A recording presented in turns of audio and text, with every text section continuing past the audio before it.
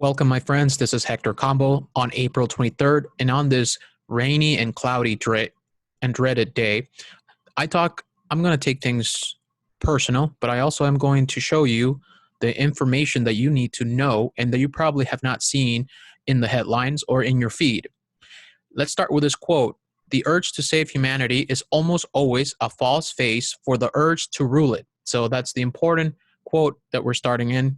It sets the theme because the ruling class, they have they possess a knowledge, a forethought, a foreknowledge that is not comparable to the public. What do I mean by that? Well, what the rulers and the powers that shouldn't be, they may tell us one thing in the public, but they will say something else once they get together in private or when nobody's listening that isn't, like us, the commoners, the people. So something personal about my journey into this forbidden truth. What is the forbidden truth that I am talking about?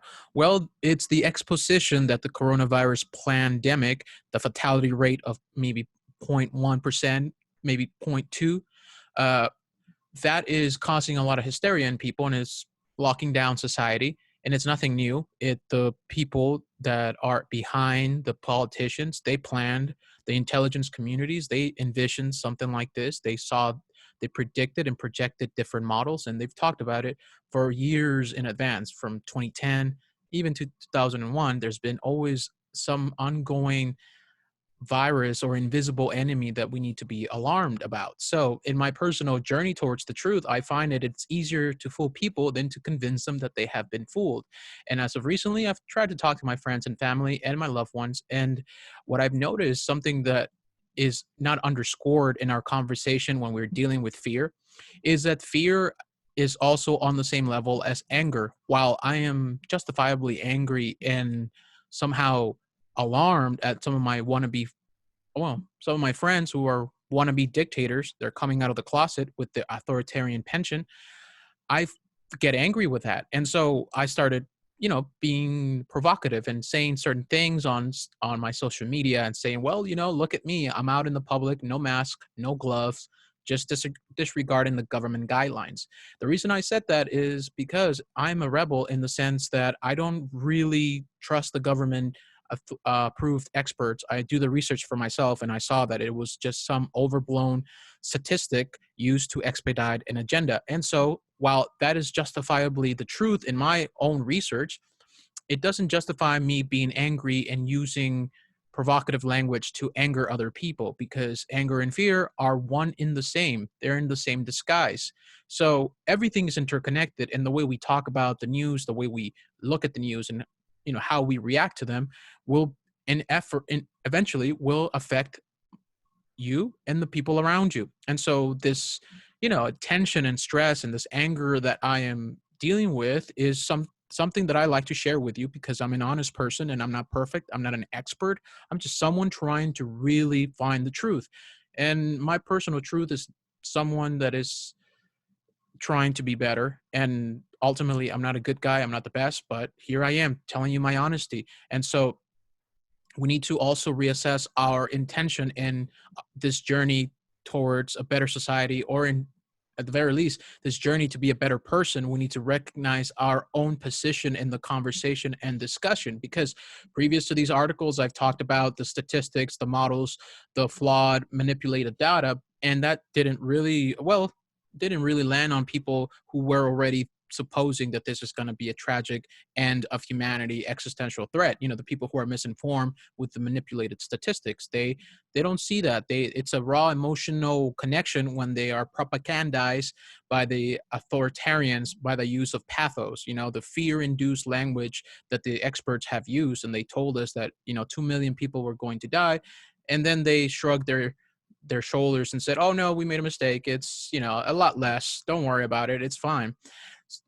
Of course, you don't need to worry about 0.1 fatality rate, but for you, the online person, and I'm not saying the viewer, the listener, the watcher, anyone, I'm saying outside of this circle of trust, I suppose, they usually they usually don't look into the reasonable facts. They're more interested in engaging emotionally with the headlines, and that's the problem. And just want to make you aware that being angry is also the same thing as being afraid, and let's not be angry or afraid talking to myself here. Hector Combo, your friend, he's sometimes someone who does bad. Anyway, so let's carry along with the video, the tour guide here on the news items that you missed out. And I want to reference this very important report by Vox News. And he's an investigative journalist, and he runs this website, Vox News. And he talked about the Rockefeller Foundation white paper document back in 2014 that was envisioning a world that we are living in today, a lockstep world. So let's see what this person has to offer. Already have done it.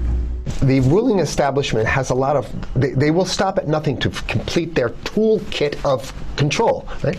So one of the things that has been missing from the toolkit of total control has been quarantines and curfews, right? Mm-hmm. So now, welcome to the new world in America, where to get on a bus, to go through a subway station, if you think that the procedures at the TSA are onerous, right? Guess this is coming to a bus depot near you. It's a more invasive way, and the ruling class needs this because, let me say, if the ruling class ever saw wide-scale civil unrest, you'd see an Ebola outbreak in America right away. Okay, so this is, what you see is that Ebola is another tool in the toolbox of the ruling class control. Yeah, to keep down absolutely, repression. positively, 100%. This is a tool. Right. Ebola doesn't just magically start spreading. Mm-hmm. And then we have this doctors that come back here. The white people, of course, live. Mm-hmm. The two whites who got it or survived. All the black people that get it die. Right? It's very possible that these one of these NGOs over there is going around with a veil of Ebola or spreading it from a small plane onto villages. The point is to get hundreds of thousands of people infected with it and create the next phase of control. Now, one of the things I'd like to show to back up my claims here. Here's a document from the Rockefeller Foundation. Rockefeller Foundation, right there. You can zoom in on that, where my finger is. It's called Scenarios for the Future International Development, the Rockefeller Foundation. All right. Okay. Let's take a look at what they're saying here. This is something like a 50, 60-page document. I'd like you to go to page 18, if you can look at this up on the internet, but I'll read it off to you. It's called lockstep, lockstep. And this is a phrase that I used right after 2001 when I saw the entire system of the United States, including the population, were in lockstep. So the Congress went along, and yes, it was Osama bin Laden, and the people waved their flag and said, I hate, hate, hate, hate, and everything was in lockstep. Well, in 2010, they published this, Rockefeller Foundation, and here's what they're saying. They're saying that they call it a scenario. These are scenario narratives, and they speak about it in the past tense. So they put out this scenario, lockstep. A world of tighter, top-down government control and more authoritarian leadership with limited innovation and growing citizen pushback. Okay, I'll read a little bit of it. In 2012, the pandemic that the world had been anticipating for years. So just to contextualize it, I will let you use this video for your own tools of learn it. You know, I'm trying to teach you some things here with this particular video, but I want to also participate in this discussion because I can't help myself. I'm trying to help those who are misinformed by the propaganda. And the unfortunate issue with this is that sometimes you have to contextualize a lot of information because individuals, usually in general, people who are not informed will forget about these things. But as far as we can remember, there's always been an invisible enemy, a virus threat from, the anthrax scare of 2001, which eventually Dr. Francis Boyle, whistleblower, called it out as a bioweapon or a genetically engineered virus. And now here we have this gentleman, Mr. Vox, in 2014 talking about the Ebola pandemic or the Ebola scare, where, we are the same repeated pattern. We're experiencing the same pattern of fear, or the theater of fear continues to repeat itself, where we have government-approved experts repeating a narrative and government agencies using that narrative to expedite an agenda. And it's important for us to look at the documentation because it references back to Rockefeller Foundations and big think tank, globalist society organizations that All they do is plan, project, predict, whatever you want to say, in ways where society will be developed so that they can give this advice to policymakers, and these policymakers will dutifully follow along whenever a situation or a crisis arises. So please follow this information on your own. The sources will be linked below. Now, let's go looking into more down this rabbit hole. So while the authority figures, they are telling us to stay home and not go to non-essential places, some people choose to embrace their natural rights, like this woman right here from Ohio. And this mom is arrested at a park. She's enjoying her family in a sunny day, and the authority figures with no mask or gloves intimidate her, coerce her, and eventually kidnap her for exercising her natural rights. I'm not using hyperbole. This is not rhetoric. This is essentially, in the term of the word, natural rights, authoritarians, they don't mix well. So let's look at this video and see what we can expect from the unfolding of this fear, or the theater of fear. Thought when I got here, I did. Distancing order too, right? Then maybe you should stay away from us. Do you have the virus? I'm trying to back off, so you're supposed to, Do you not have a mask on? Ma'am, I have told you to exit numerous No times. gloves, no mask. This is it. Exit the playground now. Hey, sweetie. And don't, I really am trying to be a nice guy for this. Doesn't sound like a nice guy. Because you guys Two aren't sets of listening. I just told you exit the playground now. It's But easy. we're not trespassing. Are you going to now cite everyone for not social distancing? Ma'am. Are you going to Ma'am, you have 5 seconds. 3. arrest me for being in the car? Do it. Record it. Okay, this is not. What is it? Officer, you don't want to do that. Officer, you don't. You're being detained. Am I being arrested? Violating social distancing, no gloves, no mask, 2 sets of rules, one for the authoritarian guardian class and the Praetorians, and then there we have, the mother who's just trying to enjoy the sunny day. There's 2 sets of rules, remember that, and there's 2 sets of stories, or 2 sets of facts, the ones that the authorities make up and the ones that we actually look up with our own common sense. And this is what we're doing, using our own common sense and following the data so we can illustrate to ourselves what the truth is. Don't follow my conclusions. I am no expert. I am no genius, but I am someone who questions the authority figures and does my own research. And something that is important for us to remind ourselves is the history that is forgotten in the, memory hole of the internet. Not everyone is looking, back a couple of years. Everybody wants to be up to date in everything in the headlines and wants to be the first one to tell you what is wrong with society or what they think is good. But in this mixture of people trying to rush towards the news, the latest, we forget about the old stories that are pertinent in the sense that they really break through our conditioning. So let me read this article, and you're going to see how it's relevant as we continue our guided tour down the rabbit hole.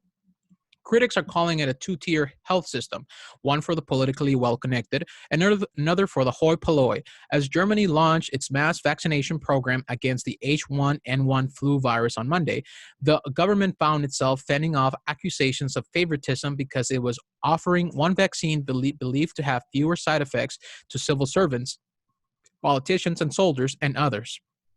Potentially riskier vaccine to everyone else. The government hoped that Germans will rush to health clinics to receive vaccination against a rapidly spreading disease, but now rising anger over the different drugs may cause many people to shy away. This was an article from October 27, 2009 in Germany, a better vaccine for politicians. And remember, there's always been one strain of influenza or different types of viruses, always a persistent, invisible enemy for us to be afraid of and let the authority figures suspend our rights. So that's something to keep in mind, in the sense that there's 2 sets of rules, or 2 sets of, or 2 classes, those that are politically connected to government and can benefit from the policies the government enact. And then there's the ones that, the victims, the people who just react to the headlines and to whatever the power that shouldn't be the policymakers. Whatever laws they make, people usually don't question them. And if they do, they usually don't challenge them.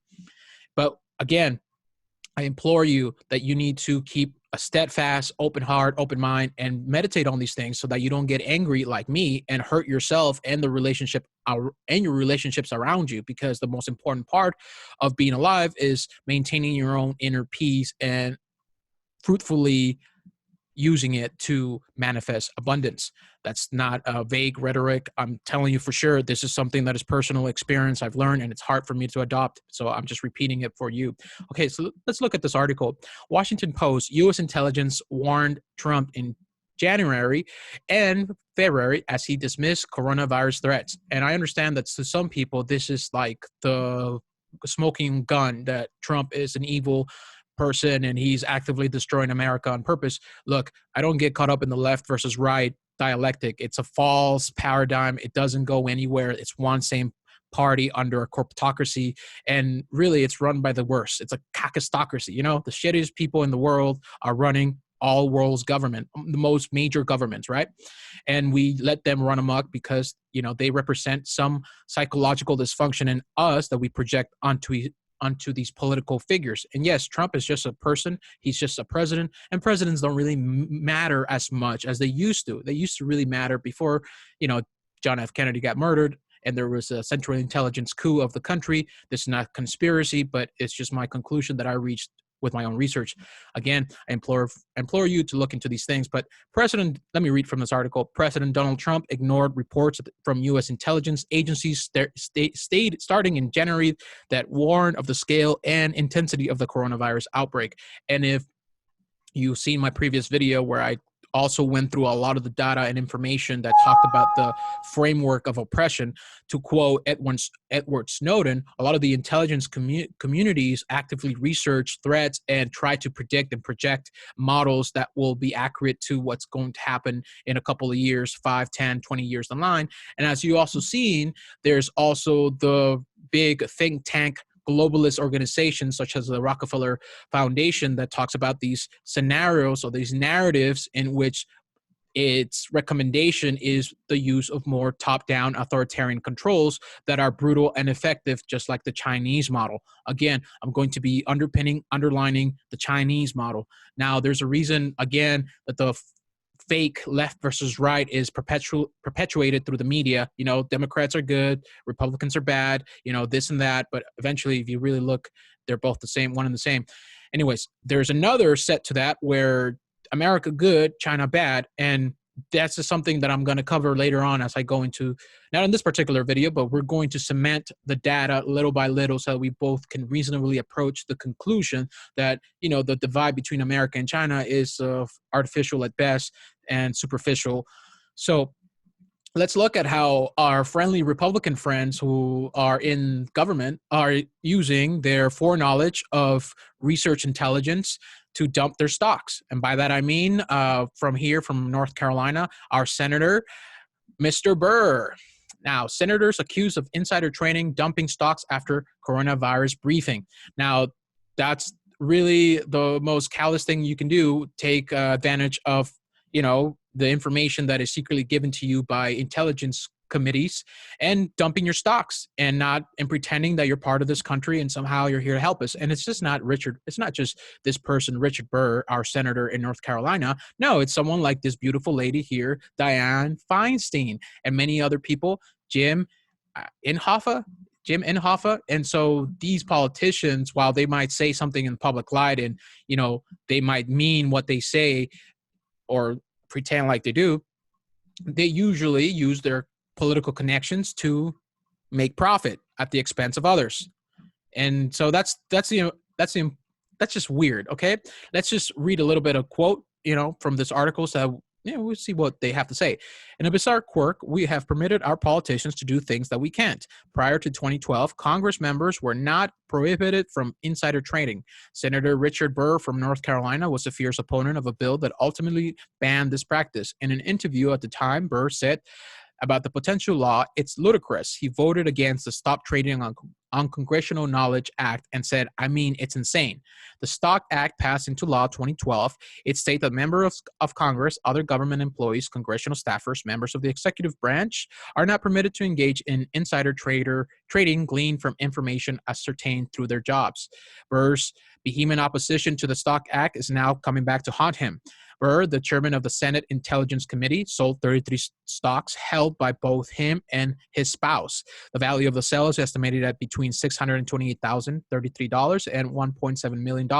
Some of the stocks were in sector hit hard by the outbreaks, and usually in that sector is the hotel industry, and he had some stocks and he used his foreknowledge to, sell quickly and make money and not be affected by the economic repercussions of this pandemic. And of course, this is not just one individual. There are many people who are doing it. It's not just Republican and Democrat. It's people who are also interconnected to these parasites.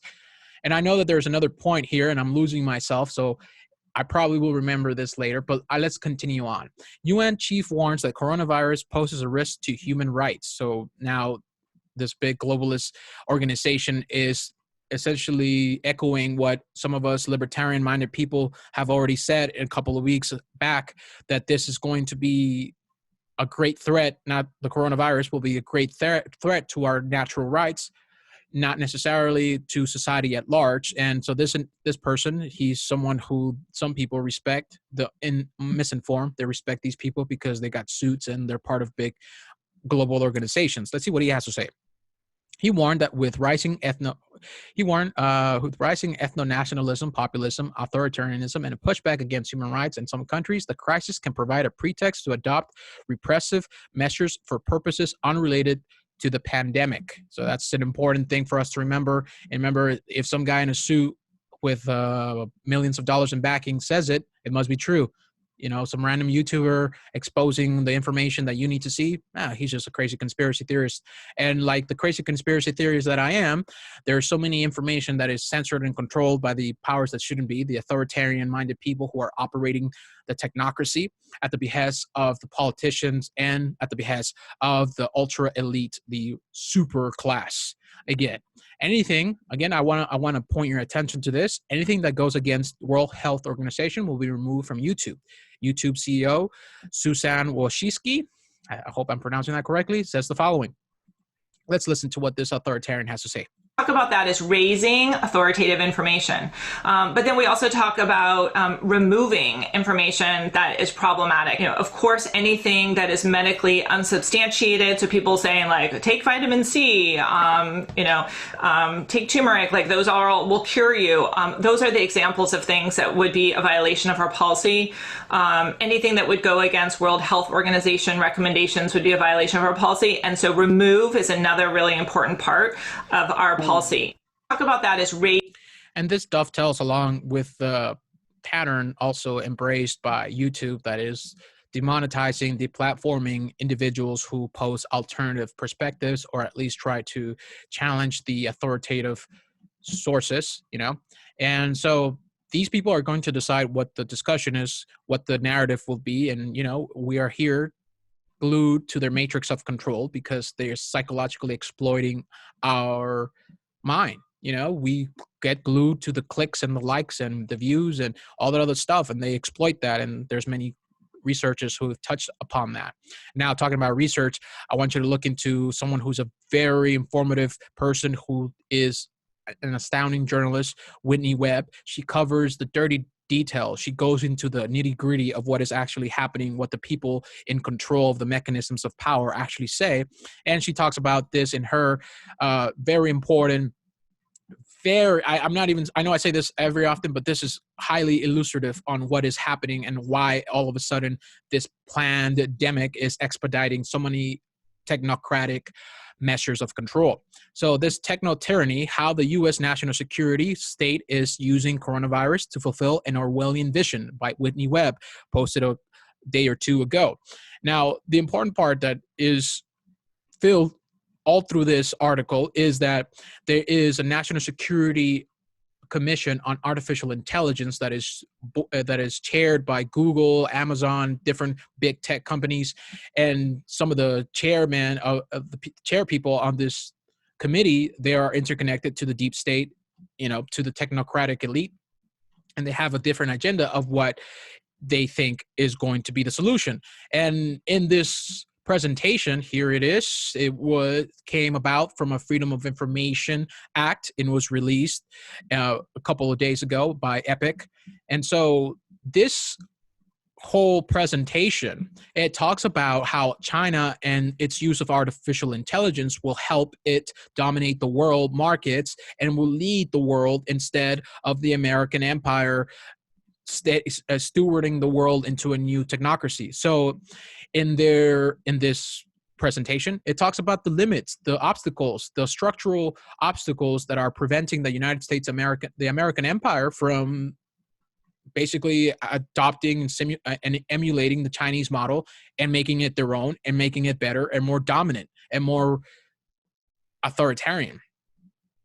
Okay, so let's read some of the quotes in this very important article. The most important thing to remind ourselves that while oil is by the wayside, that it's just tanking, the new oil, the new big business is data collection, the massive collection of population so that they can use it for any authoritarian policy. And so the data, let me read this quote here presented in this article. Data is the new oil, and China is just awash with data, and they don't have the same restraints that we do around collecting it and using it. Because of the privacy difference between our countries, this notion that they have the largest labeled data in the world is going to be a huge strength for them, which, when we talk about these issues, some people are afraid that China is going to overtake the dominance of the world, but some people forget that the prominence of China would not be possible without the manipulation or the influence of Henry Kissinger and different people like himself. So it's not just a happenstance, another video, another topic, I suppose, but I really love this article because it shows that it's no happenstance, no accident. The expediency of the agenda of technocracy, the push towards surveillance, artificial intelligence, the tracking of people is not something that just so happened to be conveniently posed as a solution. No, it took a lot of years of people doing research for the authoritarian-minded people and create these solutions so that we can feel better about the control of society and our own safety. But, eventually this doesn't lead to safety, but the despotic control of population. And usually that leads to a lot of problems. So I just want to read a couple of things again. So, I want to make sure that this is quoted. Last year, a government commission called for the U.S. to adopt an AI-driven mass surveillance system far beyond that used in any other country in order to ensure American hegemony in artificial intelligence. Now, many of the obstacles they had cited as preventing its implementation are rapidly being removed under the guise of combating the coronavirus crisis. The major obstacle that prevents these people from implementing full-on technocracy is the culture of libertarianism in America, and that is falling by the sideway because the wannabe dictators are seeing that there are so many dangers, many risks of people coming out of their home and shopping and enjoying their Sunday or enjoying their sunny day in the park as something that to be monitored and controlled and traced. And so this psychological operation that is being pulled on the public is beguiling them to adopt these authoritarian attitudes, the Chinese mindset, because artificial intelligence and control and of every aspect of our life is definitely a positive solution that will help this coronavirus. Of course, I'm being super sarcastic, but in reality, it doesn't really help anything. And in fact, it helps corporations make a lot of money, makes government have more control, it centralizes power, and it leaves us as automatons just following the guidelines of the government and the experts and the big companies and just embracing what they have to tell us because we're just computer drones and they get to tell us however they want reality to be manifested. Remember, the coronavirus cures will be worse than the diseases. That's the problem. I think that the coronavirus solutions will be just a great disaster for society. And I mean, this is another article I shared in a previous article, but I think it's important for us to be reminded that the coronavirus cures are worse than the diseases themselves. And okay, but let's look at this concerning article that is again quoted in the Last American Vagabond by Whitney Webb on her Techno-Tyranny. And she talks about, well, this quote talks about how, on the other hand, the use of mass connected sensors make it clear that the coronavirus pandemic is intentionally or not being used as a testbed for new surveillance technologies that may threaten privacy and civil liberties. So aside from being a global health crisis, the coronavirus has effectively become an experiment in how to monitor and control people at scale. An experiment that was envisioned by the globalist think tank Rockefeller Foundation, something that was predicted and projected by intelligence communities, something that has been talked about, and people in government that are interconnected are just waiting for the opportunity to, make this big deal with big tech, big Silicon Valley, draconian, Orwellian people, and make these people make us believe that it's all for our good. It's all justifiable.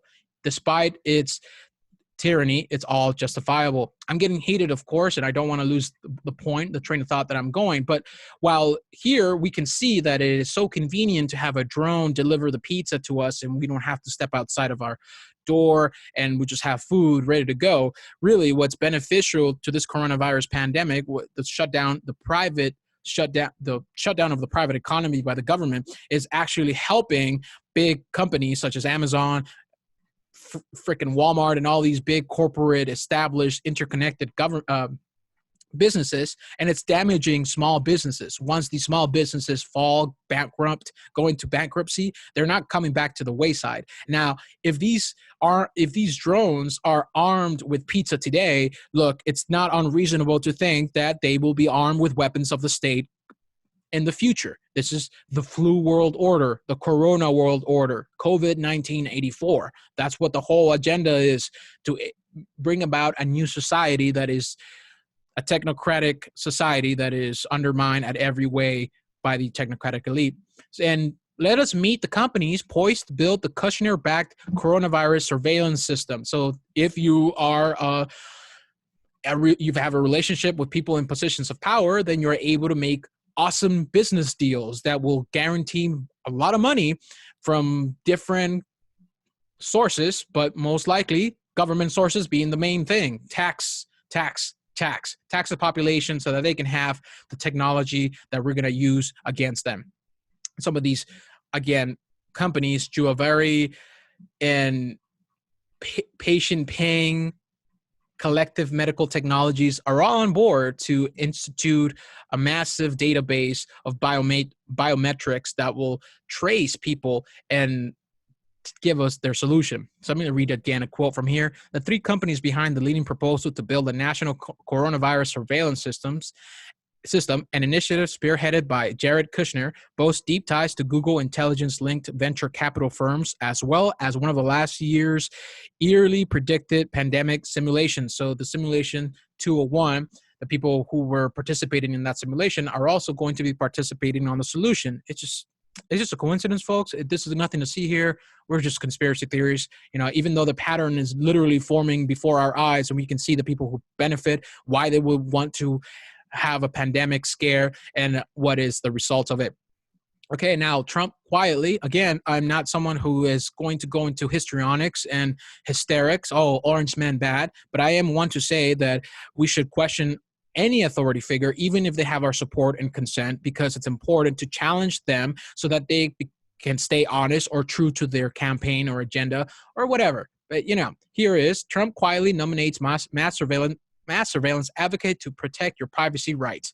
And here is a quote I'm going to read to you. The president recently nominated a staunch advocate of mass surveillance to chair one of the few barriers standing between intrusive government spying and the American people's privacy. The Privacy and Civil Liberties Oversight Board was created in 2004 at the recommendation of the 9/11 Commission and was intended to help the executive branch balance national security priorities with individual rights.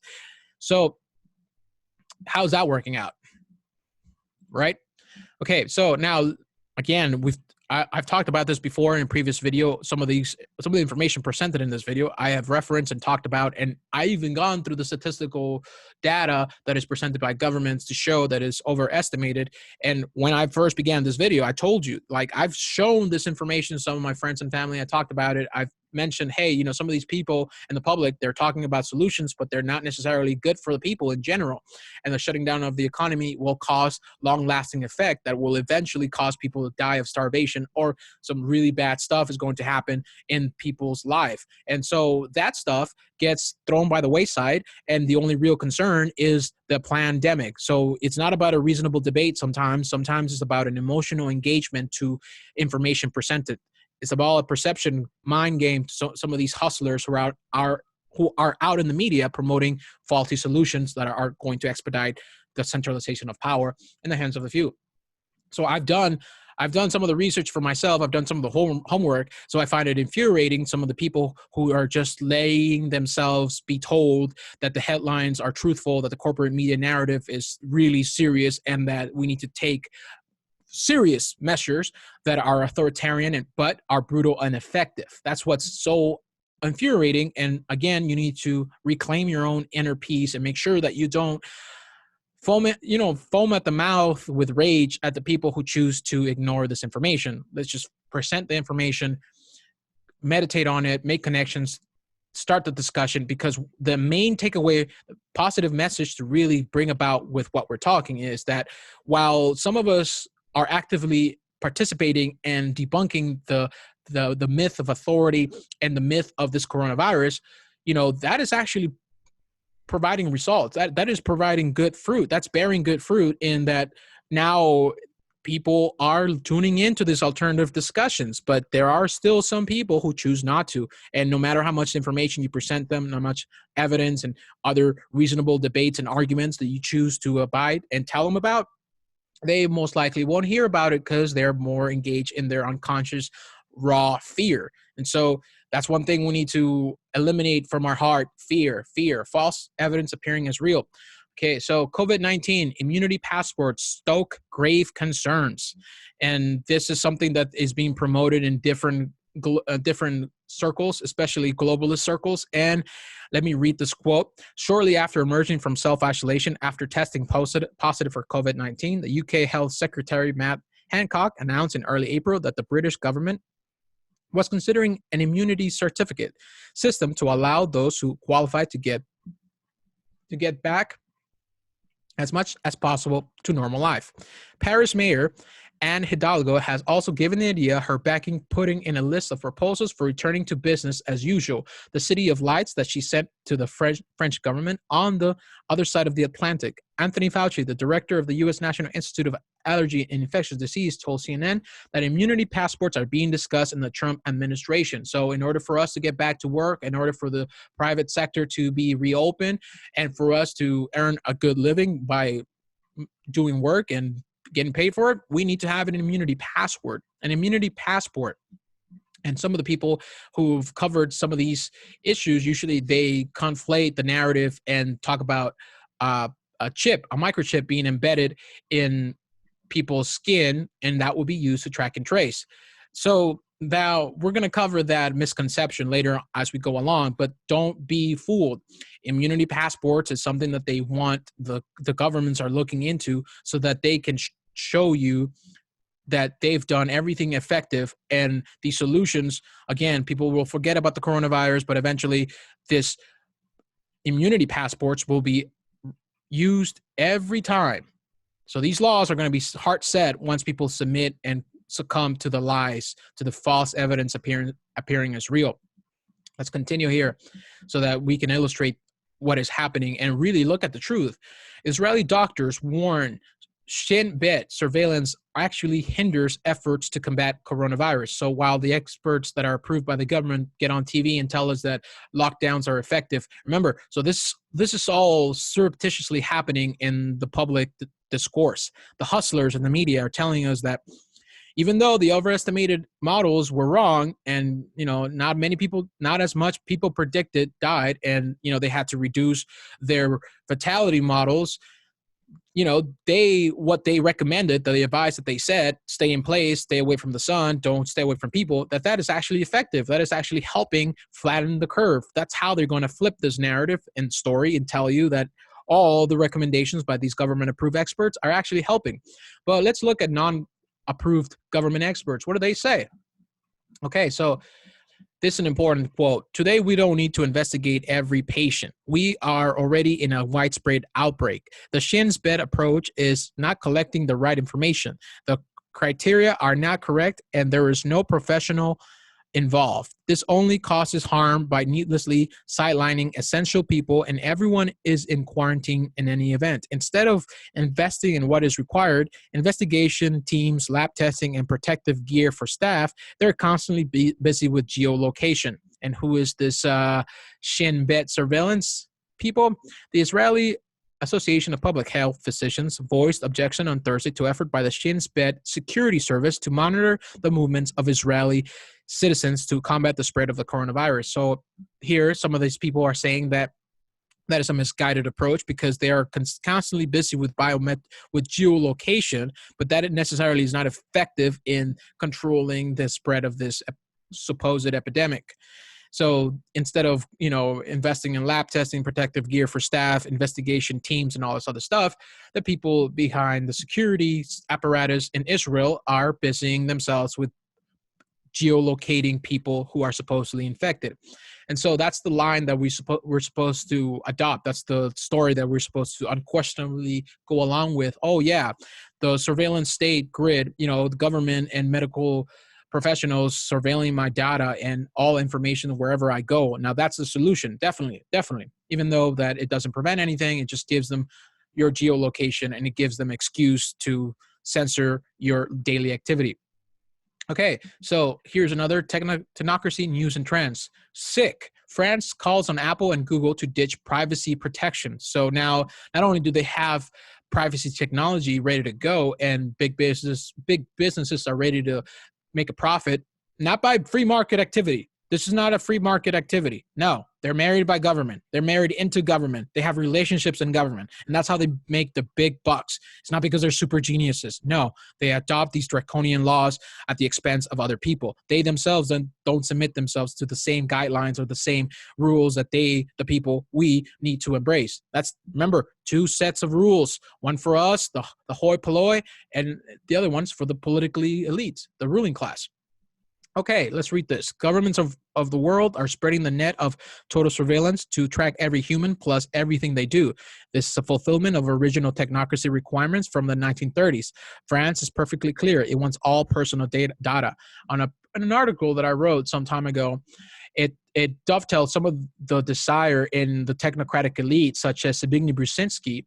In his book, he writes, the technocratic era involves the gradual appearance of a more controlled society. Such a society will be dominated by an elite, unrestrained by traditional values. Unrestrained by traditional values. What is a traditional value in the United States? That of self-determination, free market activity, libertarian traditional values. That's what ultimately is the foundation of this American dream, if you believe it. So let me go on. Soon it will be possible to assert almost continuous surveillance over every citizen and maintain up-to-date, complete files containing even the most personal information about the citizen. These files will be subject to instantaneous retrieval by the authorities. Zbigniew Brzezinski, it died 2017, but he predicted, and he wrote this in his book, 1970s, between two ages, America's role in the technotronic era. And America's current role in the technotronic era is not necessarily a good one because China is outcompeting us in the sense that they don't have a boundary between people and government. It's all the same thing to the Chinese Communist Politburo. It is all a unified system against civil liberties. The ultimate goal is the establishment of a super powerful globalist technocracy. And again, from Whitney Webb's very informative article, it talks about the structural obstacles that is preventing the American empire from catching up to China. And these obstacles are sometimes referred as legacy systems. You know, you owning your individual car and making choices to ride and travel wherever you go, wherever you want to go, is a legacy system. It is much better for the government to operate a massive fleet of ride-sharing vehicles that are autonomously driven, not by humans, but by artificial intelligence that will take you to your pre-approved location. Remember, freedom of travel is a legacy system. Privacy is a legacy system. So there's many structural obstacles that in this, again, very important presentation that we need to look into. It talks about what they're going to be doing, implementing to catch up with China, the brutal and effective tyrannical model that we're supposed to say that it's so great. So let's continue with this guided tour down the rabbit hole. You know, I'm getting a little bit triggered here and there, so I forget a couple of things. And this is a one-take thing. I don't want to go and edit this whole thing because it's more valuable if we just go along together in a valid, flowable motion that is not necessarily just quirky, you know, quirky annotations by me. Hopefully this doesn't frustrate you. France has become the first country in the world to openly call on Silicon Valley tech giants to remove privacy protections during the Chinese coronavirus pandemic in order to introduce sovereign European health solutions that will track the movements of citizens. The French government is aiming to unveil a contact tracing app by May 11th, when the country is expected to ease national lockdown measures that were introduced in March. France and the European Union as a whole have come out in favor of a centralized approach to the tracking of citizens, in which data will be stored in government servers and monitored by state health services. Currently, Apple's operating system will prevent such an approach, as its Bluetooth function prohibits constant background tracking. And if you believe that, I mean, there's always a way around it. They find a way to ping your location, even without you turning your settings on to be geolocated. They are able to do it. The authorities can do it and will do it and have done it. And it's been going on. It's been institutionalized into law since 1994. So it's not necessarily something new. The European Union has maintained contact tracing apps should be voluntary. The European Union has maintained that contact tracing apps should be voluntary, protect individual privacy, and be taken apart after the pandemic restrictions are lifted. However, a group of nearly 300 privacy experts warned that the apps could be used to introduce a surveillance state. You don't say. And so some people might get upset and sign a petition and call for an investigation into the Bill and Melinda Gates Foundation for medical malpractice and crimes against humanity. And it's really a good metric or indicator to show how angry people are into this overreaction by the government authorities and the scrupulous interests of the Bill and Melinda Gates Foundation. It's a good positive message. I'm glad that a lot of people have signed on to this petition, but let me be frank with you and let me be real honest with you. This is not going to go anywhere. All right. Government is simply, think of government as a glove that these technocratic elite like the Bill and Melinda Gates Foundation use to interact with the public and derail any suspicion that they are somehow interconnected with nefarious interest.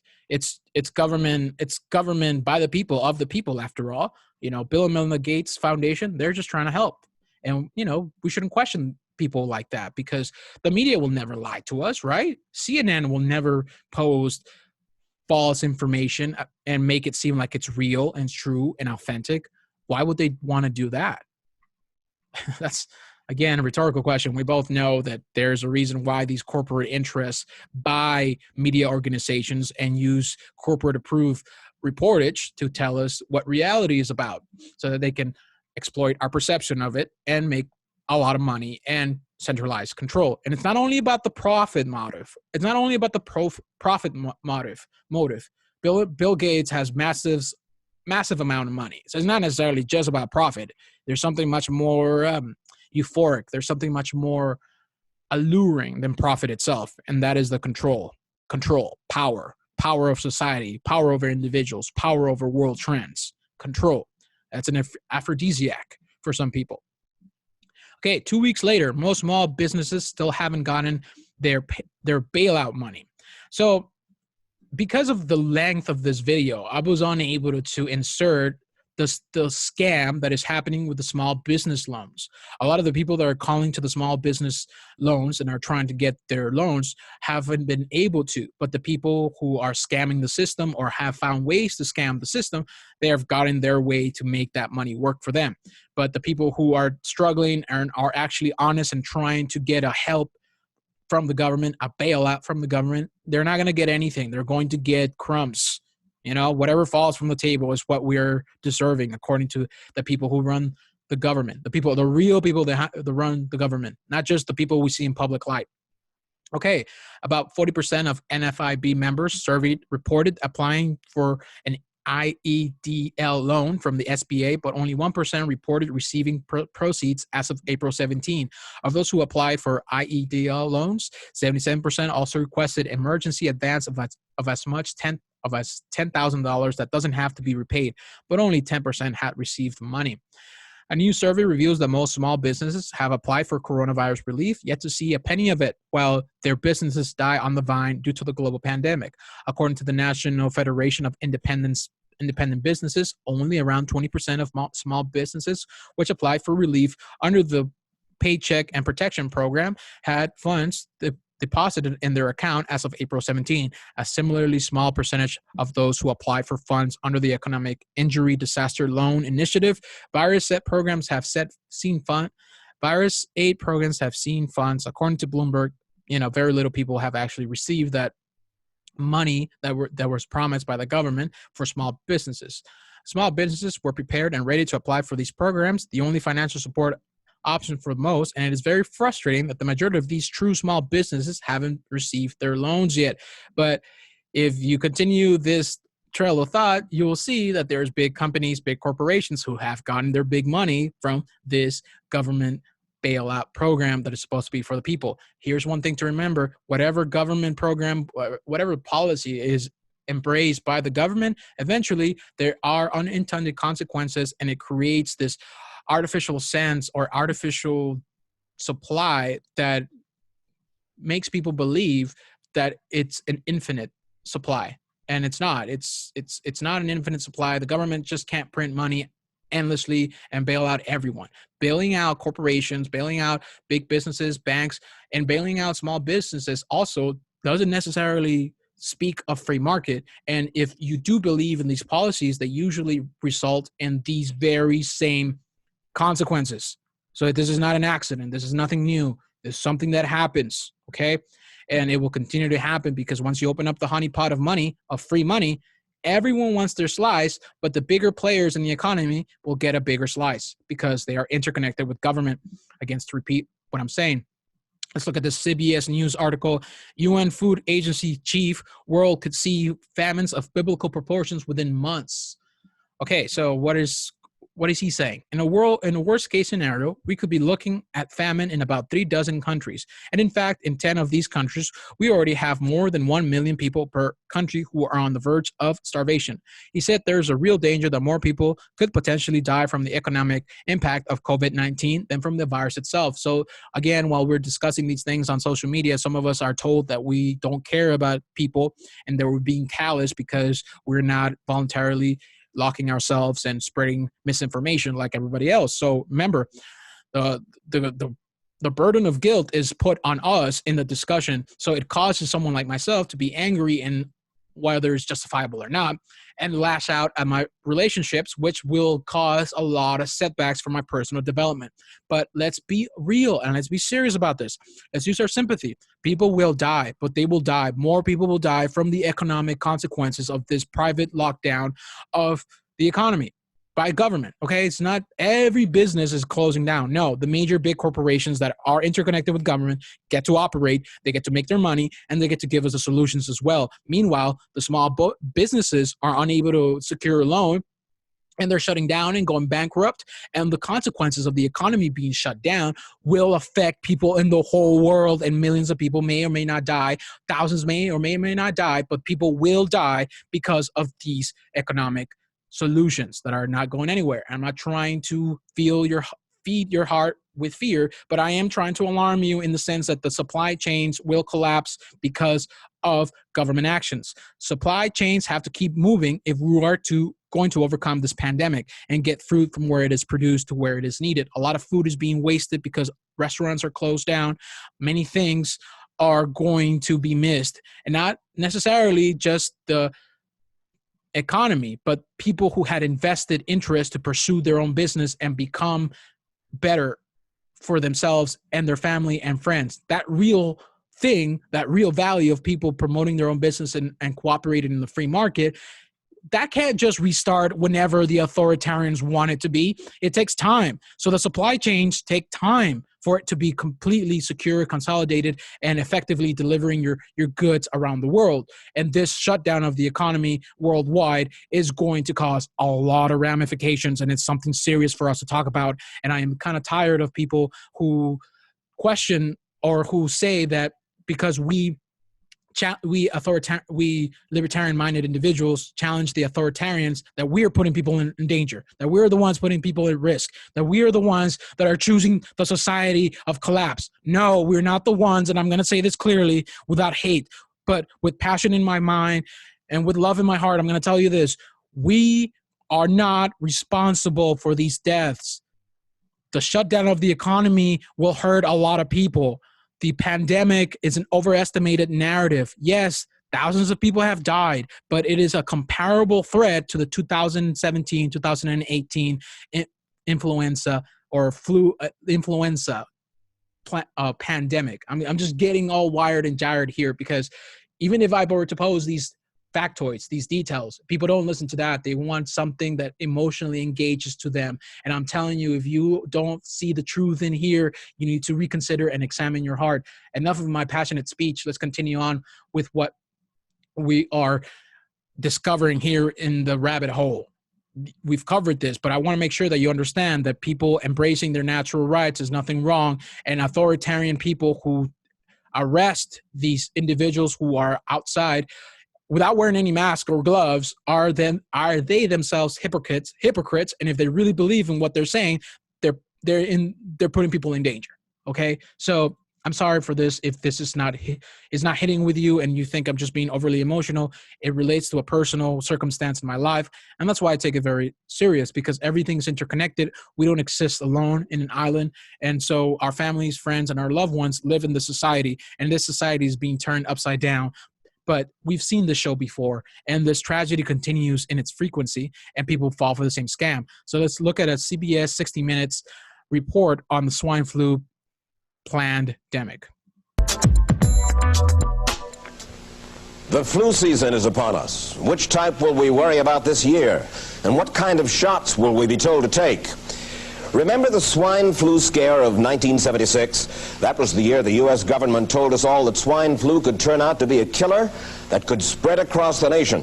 And Washington decided that every man, woman, and child in the nation should get a shot to prevent a nationwide outbreak, a pandemic. Well, 46 million of us obediently took the shot. And now 4,000 Americans are claiming damages from Uncle Sam amounting to $3.5 billion.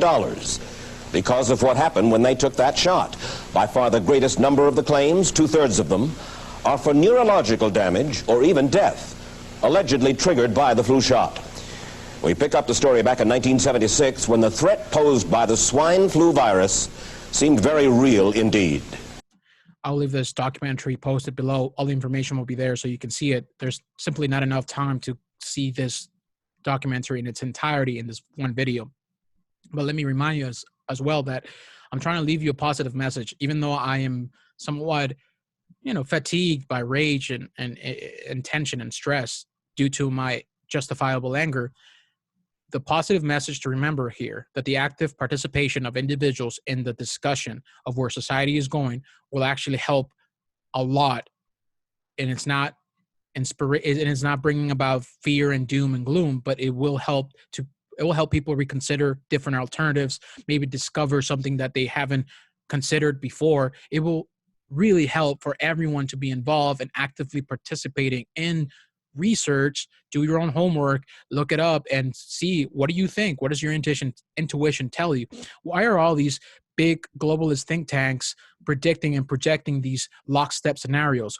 Why are the intelligence communities predicting and projecting these lockstep scenarios as well, and seeing that as an obstacle to bring about or an opportunity to bring about a technocracy? So that's the difficulty, because there's so many different disparate connections or dots that we must look into and take time away from our day to really come to a reasonable conclusion. And when we all do that, or when at least participate in an active discussion, then we can really find something better, more positivity, more solutions. Okay, and this is from Ron Paul, and he talks about that maybe, the lockdown was all a big mistake.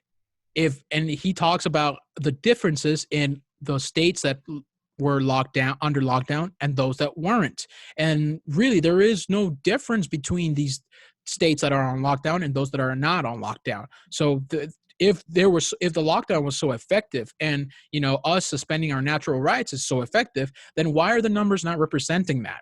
And if you want to go in depth into the lockdown versus a non-lockdown states, I recommend this article from 21st Century Wire, video presentation as well, and it shows the difference in the statistics in lockdown states. And really, the pattern is there. There's almost no comparable difference. If lockdowns really were effective, the numbers will represent such a truth, quote unquote. And if you missed it, apparently the Gates Foundation, the World Health Organization, and Wuhan Institute of Virology have all been hacked, and people are logging in via secure channels and downloading everything, and I mean everything. So some of the people who saw this, some agree that it could be real, others don't really see it as real and are suspicious about it. But I did some digging into it, and I'm currently involved in looking at some of the information. And if you're interested in that information, it has been deleted, but there is an archive that I will present to you at the end of this, below this video. It will be presented below so that you can look into it yourself. Remember, if you do your own research and you follow the emails, just like the Podesta emails and the WikiLeaks revelation, you understand that what they say in their emails is very different than what they say in public. So I'm going to leave that research information below, and it will be a topic of a future video because it needs more time and attention of mine, so I can make a reasonable guess or reasonable conclusion of what is happening. However, let's move on from that point, just so that it's in your mind. Look into it. But let's look at this hot mic at the White House briefing. Share this, right? And this was posted on April 20. And let's just take a listen. What are these people are saying?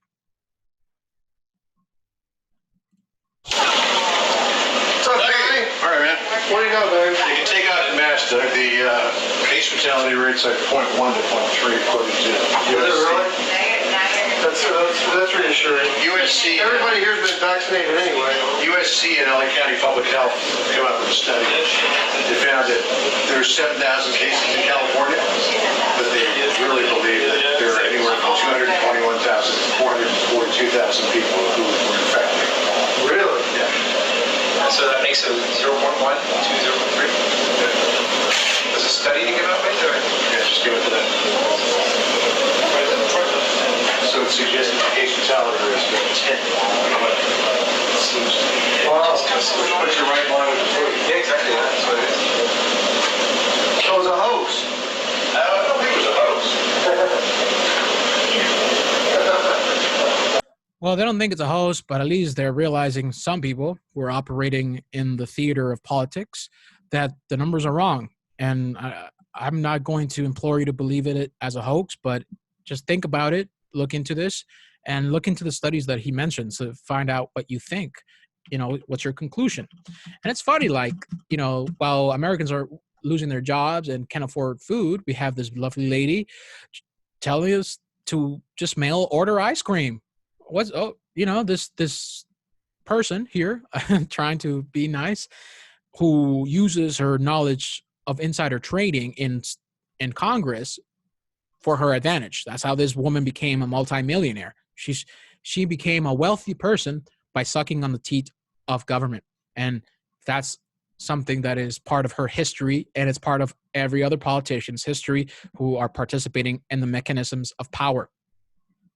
Okay, so I know that I had talked about earlier about this misconception of the microchipping technology and how it would actually unfold, and this immunity passport and what it would look like. Now, I'm going to be telling you, well, obviously I'm already doing that, but I'm going to reference this Spiro Skouras report where he fact checks the fact checkers. And some important things when we're researching or talking or looking into these things, we need to be clear and accurate in the information that we share and not fall into the misconception. So there's this biblical prophecy that talks about how the coming of the beast system, the Babylon system, where people will be microchipped and they won't be able to operate in the economy without the sign of the beast, or and this biblical prophecy says that the sign of the beast is typically a microchip, and you can see the microchip phenomenon being popping up here and there in different companies who are trying to microchip their employees. However, the important part to remember here is that the immunity passport or the digital certificate from Bill Gates is not necessarily a microchip. It's more of a difference, of a more nuanced way. It's more of a tattoo. It's more of a sticker, if you would, on your skin that will be linked to your phone and will have your biometric data. And so it's important for us to really make that distinction, or else we're going to lose the capital that we can earn, our social capital, the trust. If we don't do effective research, we will lose the trust in people. And when we're participating in discussions, the general public won't take us seriously. And so that's the important part to look into. There's a distinction. It's not necessarily a microchip. It's something else. And I've got to put this below so that you can look into it. But we're going to go on into our trail here. No evidence that COVID-19 is causing a huge loss of life. So let me read this right here. Professor Michael Levitt, a Nobel laureate and Stanford biophysicist. So this guy is an authoritative source. Is not just some random guy on YouTube. Says there is no clear evidence that COVID-19 is causing massive loss of life, despite evidence to the contrary in places like Europe and New York City. In fact, okay, remember there are two types of facts. The ones that the authorities make up and the ones that we look up. Okay. In fact, Levitt, who is currently stuck in Israel, says it has not been particularly bad year for flu deaths. And the people who are dying from the coronavirus are those who are at risk of death anyway. Professor Levitt believes we're being primed for a COVID-19 panic. And that's an important thing. We are being primed for a panic, but what will be the end result of that panic? Well, it's a technocracy. It's a tyranny. It's a technological society that is being controlled and traced and censored at every level of their human action by a tyrannical elite, an Orwellian society, Brave New World, and Orwell married into reality. So here, let's look at other experts, because in another previous article and video, I've talked about different experts and non-government approved experts who talk against the panic that is taking people's perspective away from them. Okay, PhD, epidemiologist, social distancing and lockdown, worst way to deal with airborne respiratory virus. So let's see what this person has to do. And it's part of a series of discussions with experts and their opinion or their alternative perspectives from other scientists and medical doctors on the COVID-19 virus and the response to it. Okay, we feel it is important to give a voice to all sides of this current pandemic, especially because so much is being censored from the corporate-sponsored mainstream media. And that censorship comes in a very convenient time. The control of information is something that the power elite haven't been able to continue holding on to. And in this, I just want to backtrack to some of my article and where I talk about it. Zbigniew Brzezinski, it is easier to kill 1 million people than it is to control them. So someone like Zbigniew Brzezinski, Hillary Clinton, they've talked about how they lost control of the narrative. They're losing the information war. So this convenient pandemic is allowing for tighter controls of information or alternative information, and anything that goes against the World Health Organization will be removed from YouTube, no matter if it's false information appearing as real. It doesn't matter. YouTube, Facebook, big companies, they're going to be the ones telling you what the reality is and what the truth is and what verifiable authoritative sources are. And that's what science is, definitely. That's what science is. Science is not an open discussion between peers who verify each other's information and talk about it. No, that's not science. That must be some other hoopla. So let's see what this expert had to say. The video lecture from Professor Nutt Witkowski has received over 1 million views since it was published. He believes that the current approach being implemented to fight the COVID-19 outbreak is the absolutely worst way to deal with an airborne respiratory virus, and that the schools be open now so that the virus may spread harmlessly among the young, and thus shorten the amount of time that elderly and immune compromised must be sequestered. Okay, so going outside, being around people, not wearing gloves or masks helps your immunity. It strengthens it. If you don't have a pre-existing condition or an immunocompromised system or a pre-existing condition, then you're most likely not at risk. People who are likely at risk are the elderly and the infirm, and usually these people have pre-existing conditions with immunocompromised bodies. So that's the thing that is being forgotten here. While I did post something about not wearing gloves or mask on Facebook, it caused a stir. People didn't realize that I was trying to tell them that this will enhance my immunity and in fact helps the recovery of society in general. If someone like myself has antibodies and is healthy and goes out there and create this social cohesion, this interaction of different individuals with different immunity systems, and the spread rate of the coronavirus will develop herd immunity. And it's not just some random YouTuber guy talking about it. It's this expert who we're going to listen for a minute or two. Let's see what he has to say. Your background. My name is Knut Witkowski. I was at the Rockefeller University for 20 years, head of the Department of Biostatistics, Epidemiology, and Research Design. And before that, I worked for 15 years with Klaus Dietz, one of the leading epidemiologists in the world, in the German town of Tübingen at the Eberhard-Karls University. You gave recommendations for how best to deal with COVID-19. Could you just describe what you wrote? As with every respiratory disease, we should protect the elderly and fragile, because when they get pneumonia, they have a high risk of dying of the pneumonia. So that is one of the key issues that we should keep in mind. On the other hand, children do very well with these diseases. They're evolutionarily designed to be exposed to all sorts of viruses during their lifetime, and so they should keep going to school and infecting each other, and that contributes to herd immunity, which means after about 4 weeks, at the most, the elderly people could start joining their family, because then the virus would have been extinguished. You mentioned in the piece that, in fact, you think containment would prolong the duration of the virus. Yes. Can you talk about that? With all respiratory diseases, the only thing that stops the disease is herd immunity. About 80% of the people need to have had contact with the virus, and the majority of them won't even have recognized that they were infected, or they had very, very mild symptoms, especially if they're children. So it's very important to keep the schools open and kids mingling to spread the virus, to get herd immunity as fast as possible. And then the elderly people who should be separated and the nursing homes should be closed during that time can come back and meet their children and grandchildren after about 4 weeks when the virus has been exterminated. So you see, it's definitely counterproductive to have healthy individuals lock themselves away from the sun and other people.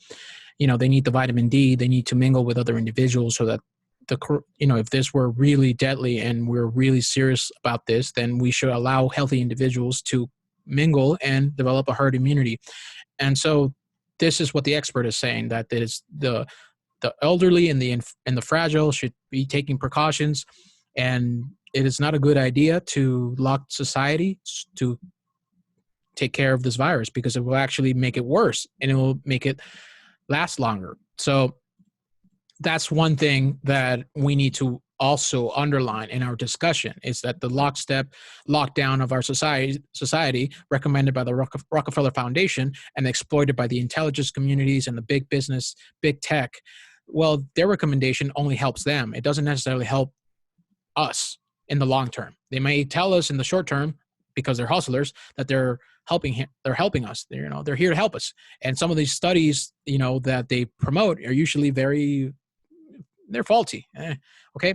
But today we're like on our last article, before we finish this long-winded video, I want to show you something that I found on my research that I think is important for us to remember as well, by Robert F. Kennedy Jr., chairman of Children's Health Defense. And Robert Kennedy, in general, has been very outspoken about vaccines, and he has collated, or he has made this article for us so we can look at the studies that show something alarming that is not talked about when we talk about vaccines. And remember, and when we talk about vaccines, they're usually a two-tier system. For the ones that are interconnected to politicians and governments and big tech and who have a lot of money, they get better vaccines, better treatment, organic food, they get better schools, they get all that other stuff. They have the resource, the means, and the connections to do that. But us, for the public who don't have those connections, we have to rely on expert advice, quote unquote. And these experts usually are the ones promoted by government. So here we go. Let's listen to what this Robert F. Kennedy Jr. has to say. Pentagon study, flu shot raises risk of coronavirus by 36%, and other supporting studies.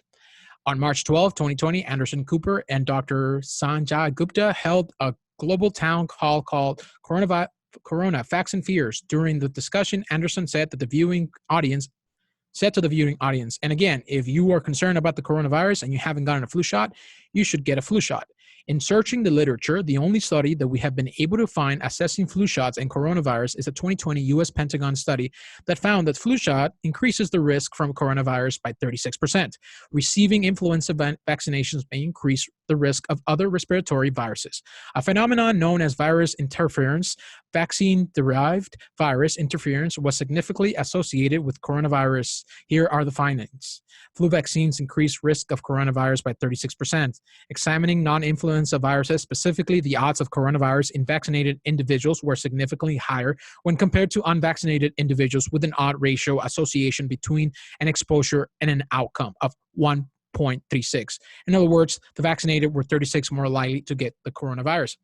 And again, here's other studies that he posted. 2018 CDC study, flu shot increases risk of non-flu acute respiratory illnesses.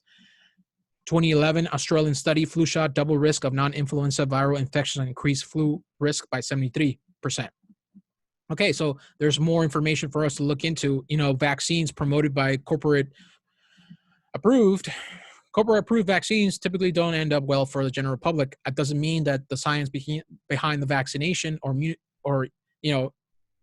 science behind vaccination is completely faulty and we should totally dispense with it. But let's also not fall into everything as conspiracy, but let's fall into reason. The reasonable analysis or conclusion that we can glean for this is that there is scrupulous interests that are using this agenda to expedite their own interest, right? Their own wealth, their own control.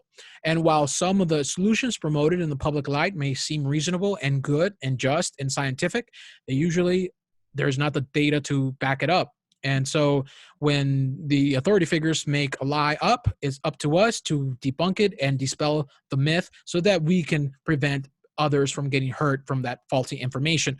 Again, about helping others and providing this information in an open forum and spreading it as much as we can. That's the objective. We're here to get connected with one another. Everything's interconnected. We're here to create peace and abundance. And that's the last message on this podcast. That's the last message I want to leave you with, that while we're justifiable in our righteous anger, the authority figures are lying to us. Society is being closed and corrupted and inverted in the sense that we're allowing the technocratic elite to beguile us into a new era of complete control by technology.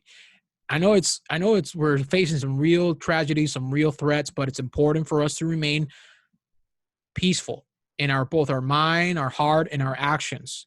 And death-threatening politicians, death-threatening Bill Gates and all these other individuals doesn't go anywhere. That's just vanity. That's just rage. And it's not fruitful. And even someone like myself who has done the research and is intelligent or somewhat intelligent can lose his balance, falter, make mistakes, get angry, say something out of anger, and feel the consequences. So Again, this is your friend Hector Combo reminding you to keep your peace and your mind and your wits about you. Don't lose yourself in this false evidence appearing as real. Remember, we're here to help people. We're here to help ourselves as well. And, promote this information as far as you can so that others can find solutions to their own problems and reach their personal conclusions. Again, I love rhyming. Hector Combo. Until then, thank you for listening.